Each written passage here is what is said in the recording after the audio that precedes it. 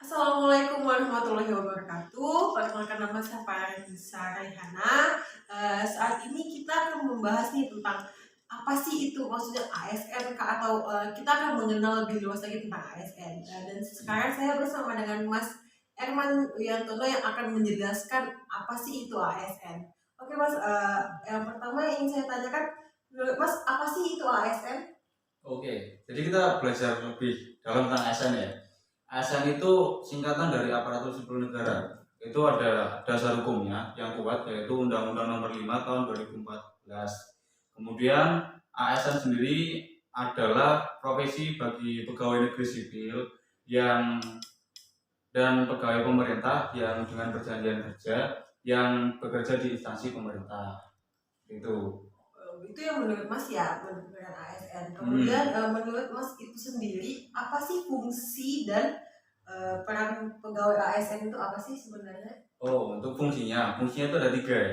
Sebagai pelaksana kebijakan publik, kemudian sebagai pelayanan publik, kemudian perekat dan pemersatu bangsa. Itu yang perannya, Pak. Tadi kan udah dijelasin ya, maksudnya apa pengertian ASN itu. Terus yang saya tahu ASN itu ada ASN dan P3K. Jadi apa sih beda dari ASN dan P3K itu? Nah, untuk ASN dan P3K ini, kalau ASN itu yang PNS ya, PNS itu pegawai negeri sipil, kalau P3K itu pegawai pemerintah dengan perjanjian kerja. Kemudian untuk yang dijelaskan lebih lanjutnya adalah PNS ini yang pegawai tetap yang diangkat oleh pejabat pembina kepegawaian dan memiliki nomor induk atau NIK secara nasional. Tapi untuk P3K ini dia diangkat ASN, pegawai ASN diangkat oleh pegawai pegawai pejabat pegawai kepegawaian, kemudian dengan perjanjian kerja dan sesuai dengan kebutuhan pemerintah dan undang-undang. Oh, jadi ASN dan P3K itu beda ya? Beda, Pak. Kemudian kan setiap pekerjaan itu ada hak dan kewajiban yang kita terima. Jadi hak dan kewajiban ASN itu apa sih? Oke, ya kita kerja kan ada hak dan kewajiban, tapi kan kita harus menjalankan kewajibannya dulu ya. Oke, kita berbicara tentang hak dari ASN. Yang pertama hak dari CPNS-nya ini. CPNS yaitu ya gaji, tunjangan, dan fasilitas, itu yang nomor 1. Kemudian yang kedua cuti, kemudian yang 3 adalah jaminan pensiunan dan jaminan hari tua, itu yang nomor 3. Kemudian yang keempat yaitu hak perlindungan, kemudian yang nomor 5 hak untuk mengembangkan kompetensinya, jadi kompetensinya bisa dinaikin, bisa ditambah. Kemudian untuk P3K sendiri sama yaitu dapat gaji, tunjangan, dan fasilitas. Kemudian ada lagi cuti, kemudian perlindungan dan pengembangan kompetensi. Tapi untuk P3K ini dia nggak ada jaminan hari tua dan jaminan pensiunan. Itu yang dibedakannya di situ, Pak. Kemudian untuk namanya kewajibannya itu sama. PNS dan P3 itu sama, yaitu pertama setia dan taat pada Pancasila, Undang-Undang Dasar, dan pemerintah yang sah. Kemudian menjaga peraturan dan kesatuan bangsa, kemudian melaksanakan kebijakan pemerintah, kemudian menaati ke peraturan dan perundang-undangan, kemudian melaksanakan tugas kedinasan, kemudian menunjukkan tingkah dan teladan, kemudian ada lagi menunjukkan integritas dan keteladanan. Kemudian yang terakhir adalah siap ditempatkan di seluruh wilayah Indonesia. Oh, itu berarti hak dan kewajiban ASN ya? Iya, betul sekali. Kalau di tempat kerja biasa perusahaan kan bisa di jabatannya kan ada bos, ada manajer segala macam. Kalau di ASN itu struktur dia jabatan itu bagaimana sih, Mas? Kalau di ASN itu ada 3 jabatan. Yang pertama itu jabatan administrasi, kemudian ada lagi jabatan fungsional, kemudian ada lagi jabatan pimpinan tinggi. Untuk jabatan administrasi adalah jabatan administrator, kemudian jabatan pengawas dan pelaksana. Kemudian untuk jabatan fungsional nih, jabatan fungsional itu ada jabatan fungsional keahlian dan jabatan fungsional keterampilan. Nah, untuk yang terakhir jabatan pimpinan tinggi adalah pimpinan tinggi utama, madya, dan pratama. Seperti itu.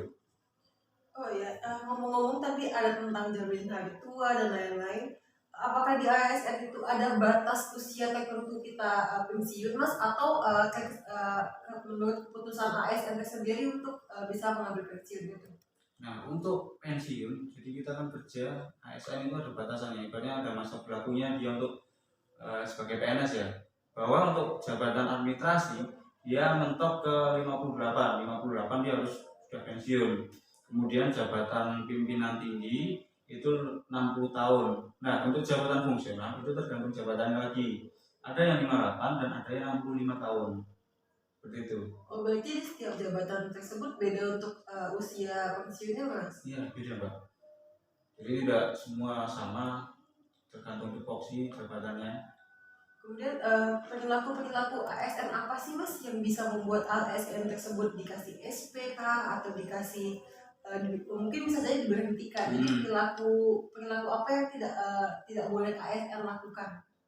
Jadi untuk mungkin lebih jelasnya pemecatan ya, Ya. pemberhentian jadi PNS ya. Untuk pemberhentian PNS itu kan ada dua sebenarnya.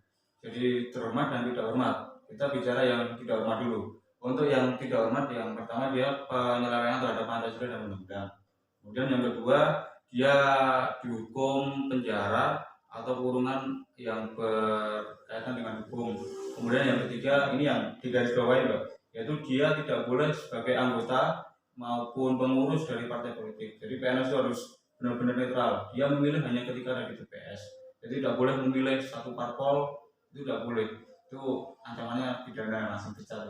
Kemudian yang terakhir nih, dia dipidana dengan minimal 2 tahun dan pidana tersebut dilakukan secara berencana. Itu untuk yang pemecatan tidak hormat. Kemudian ada lagi yang, jadi gini, ada lagi yang dengan hormat. Jadi ada dua lagi itu. Jadi ada PNS yang dia harus mengundurkan diri dari jabatannya. Seperti dia mencalonkan diri menjadi presiden, wakil presiden, kemudian anggota maupun ketua dari DPR, DPD, kemudian mencalonkan jadi gubernur maupun wakil gubernur, wali kota maupun dari wakil wali kota, itu harus penuhnya dia mengundurkan diri dari mulai dia mencalonkan jabatan tersebut. Kemudian ada lagi yang dia sistemnya bahwa dia itu masih berstatus PNS tapi harus berhenti sementara karena dia diangkat